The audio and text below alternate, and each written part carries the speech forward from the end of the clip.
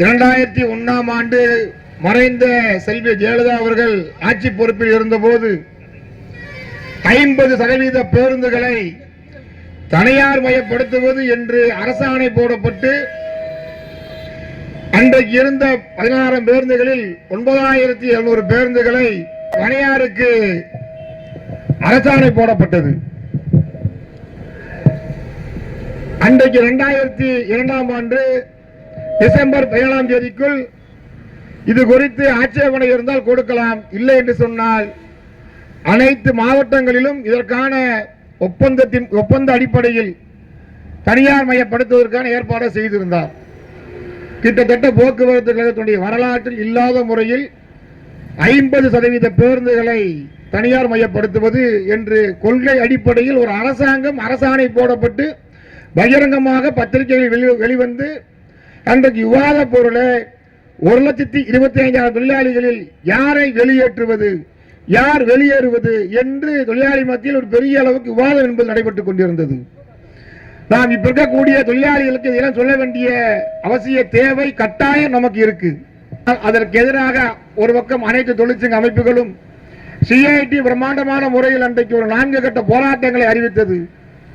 ஒருபுறம் மக்களால் தேர்ந்தெடுக்கப்பட்டிருக்கக்கூடிய தேர்வு செய்யப்பட்டிருக்கக்கூடிய பஞ்சாயத்து தலைவரில் இருந்து சட்டமன்ற உறுப்பினர் வரை, மேயர்ல இருந்து எம்பிக்கள் வரை தமிழ்நாட்டில் இருக்கக்கூடிய தேர்வு செய்யப்பட்ட அனைத்து மக்களிடமும் சென்று கையெழுத்து இயக்கத்தை நடத்தி முதல்ல அரசாங்கத்துக்கு கொடுத்தோம்.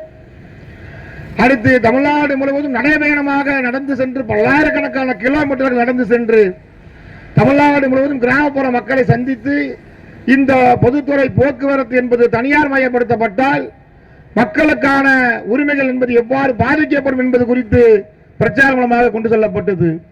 அதற்கு பின்பாக மனித சங்கிலி இயக்கத்தை நடத்தினோம். இறுதியாக அனைத்து மாவட்ட கலெக்டர் முன்பாக மிக பிரம்மாண்டமான முறையில் பேரணி ஆர்ப்பாட்டம் என்று போய் கடைசி வழக்கு எல்லாம் வந்ததுக்கு அப்புறம் ஜெயலலிதா ஒரு வழியாக 40 இடங்களிலும் தோல்வியுற்ற பின்பாடு இன்றைக்கு அந்த அரசாணை என்பது ரத்து செய்யப்பட்டது. நான் இதை ஏன் சொல்ல வேண்டியிருக்கு அப்படின்னா, அன்றைக்கு தோமுசா அன்றைக்கு ஜெயலலிதா பார்த்து ஒரு 13 கேள்விகள் கேட்டது. அன்றைய மறைந்த தோமுசாவுடைய தலைவர் குப்புசாமி அவர்கள் எம்பியா இருந்தார். அவர் ஒரு 13 கேள்வியை கேட்டிருந்தார். இந்த அரசாங்கம் 50% பேருந்துகளை தனியாருக்கு கொடுத்து விட்டால் மீதம் இருக்கக்கூடிய 50% பேருந்துகள் பணிபுரியக்கூடிய பணியாளருடைய நிலைமை என்னவாகும்? முதல் கேள்வி அவர். நீங்க என்ன செய்ய போறீங்க? இந்த 50% பேருந்துகள் பணிபுரியக்கூடிய தொழிலாளர்களை நீங்க வீட்டுக்கு அனுப்பிடுவீங்களா அல்லது என்ன செய்ய போறீங்க? இதுதான் அவருடைய முதல் கேள்வி. தோமுசா நண்பர்களுக்கு நாங்கள் நினைவுபடுத்த விரும்புகிறோம். இது ஏதோ போற போக்கில் நாங்கள் சொல்லிட்டு போக விரும்பல. அன்றைக்கு ஆட்சிக்கு எதிராக நீங்க நடத்திய மிகப்பெரிய கேள்வி கணைகளை நாங்கள் இப்ப நினைவுபடுத்த விரும்புகிறோம். இரண்டாவது கேள்வி, தனியார் மயப்படுத்தப்பட்டு விட்டால் தனியார் மயப்படுத்தப்பட்ட பேருந்துகளில் நியமனம் செய்யக்கூடிய தொழிலாளிகளில் தமிழ்நாட்டில் இன்றைக்கு சமூக நீதி கொள்கை கோட்பாட்டு அடிப்படையில் இருக்கக்கூடிய 69% இடஒதுக்கீடு என்பது அமலாகுமா அப்படின்னு கேள்வி எழுப்பினார். யாரு? தோமுசாவுடைய தலைவர் குப்புசாமி அவர்கள். அடுத்தவர் அதை விட ஒருபடி மேல போய் கேட்டார். இன்றைக்கு அரசு போக்குவரத்தை உருவாக்கியது எங்களுடைய தலைவர் கலைஞர் கருணாநிதி அவர்கள்.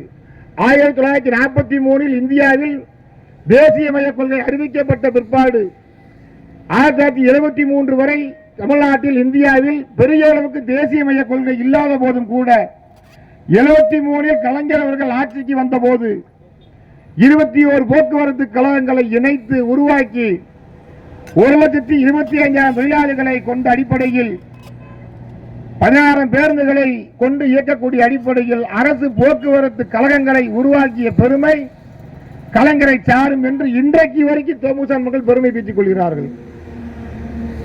அப்ப அன்றைக்கு மறைந்த ஜெயலலிதா ஆட்சியின் போது அவர்கள் கேள்வி கேட்ட அந்த கேள்வி அதுதான். அப்ப இந்த 14 பஸ்ல 9,000க்கு மேற்பட்ட பேருந்துகளை நீங்க தனியாருக்கு கொடுப்பது எப்படி இருக்கும்? அதே போல இவ்வளவு பிரச்சனைகளுக்கும் பதில் சொல்லாத நிலையில் தனியார் மயப்படுத்துவதன் மூலமாக யாருக்கு லாபம்? இதுதான் அவங்களுடைய கடைசி கேள்வி. பாயிண்ட் வந்துட்டார் குப்புசாமி. என்ன வந்துட்டாரு? இவ்வளவு பேருந்துகளை நீங்க விரைவாக தனியார் மயப்படுத்துவதால் நீங்க யாருக்கு லாபம் அப்படின்னா என்ன அர்த்தம் அப்படின்னா, நீங்க தனியாருக்கு கொடுப்பதால் தனியார் முதலாளிகளோடு கைகோர்த்து கொண்டு இந்த அரசு போக்குவரத்தை நீங்க லாபம் ஈட்டக்கூடிய வழித்தடங்களை தனியாருக்கு கொடுப்பதன் மூலமாக இந்த அரசு துறையை நீங்க கெடுக்கிறீங்க. தனியார் முதலாளியிடம் நீங்க அதற்கு ஈடாக நீங்க லஞ்சம் பணம் என்பதை நீங்க பெற்றிருக்கீங்க. இப்படி எல்லாம் பல்வேறு குற்றச்சாட்டுகளை அன்றைக்கு தோமுசா சுமத்தியது. கலைஞர் ஒருபடி மேலவே போயிட்டார். அவரு பெரிய கவித்துவமான தலைவர் இல்லையா, பெரிய அறிக்கையை வாசித்தார். நீங்கள் நினைவுபடுத்த விரும்புகிறோம். நீங்க 2002ஆம் ஆண்டில் கலைஞர் அவர்கள் இதற்கு எதிராக ஒரு பக்கம் தொழிலாளிகள் போராடிய போது தோமுசாவுக்கு அவர் எப்பயுமே உடன்பிறப்புக்கு கடிதம் எழுதுவார். என்ன எழுதுகிறார்? விதைக்கின்ற காலத்தில் தூங்கிவிட்டால் அறுக்கின்ற காலத்தில் குண்டுமணி கூட தேராது.